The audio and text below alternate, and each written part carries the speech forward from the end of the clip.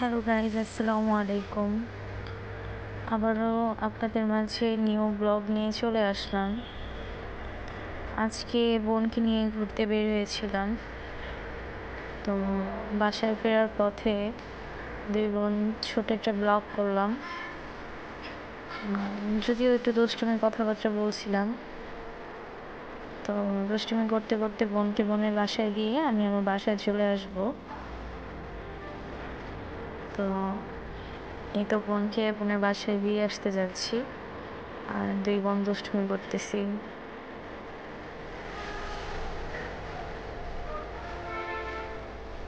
এই তো বোনকে দিয়ে আমি আমার বাসায় আসবো। বাসায় আসার পরে বাসায় কিছু কাজ আছে, কাজ কমপ্লিট করলাম। কমপ্লিট করে দেন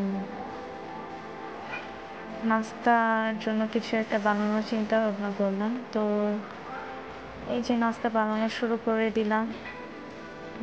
তো ভাবছিলাম কি বানানো যায়, বিকালে নাস্তা হিসাবে কি করা যায়। তো মাথায় আসলে ফিরনি রান্না করি। তো আমি সবসময় ফিরনি রান্না করি ক্যারামেলটা করে ফিরনি রান্না করলে ফিরনির কালারটা খুব সুন্দর আসে। তো দেখতেই পাচ্ছেন আমি ক্যারামেলের জন্য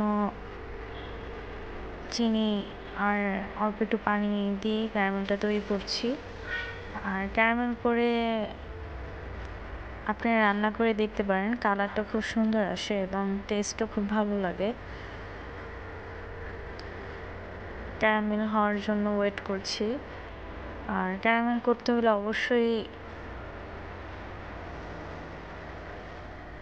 আপনার অল্প আঁচে রান্না করতে হবে। তো আপনারা দেখতে থাকুন। ক্যারামেলটা যখন লালচে হয়ে আসবে তখনই আমি এটার মধ্যে দুধ দিব। আর এটাকে নাড়তে হবে, না নাড়লে এটা জমাট বেঁধে যাবে,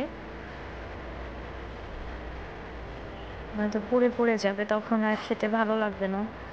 বেশি পোড়া পোড়া ভাব করা যাবে না ক্যারামেলটাকে। হালকা একটু ব্রাউন টাইপের কালার আসলেই তখনই এটার মধ্যে দুধ ঢেলে দিতে হবে, এবং দুধ যখন ঢালবেন তখন অনবরত নাড়তে হবে, না হলে জমাট বাঁধবে। তো আপনারা দেখতে থাকুন, আমি রান্না করছি।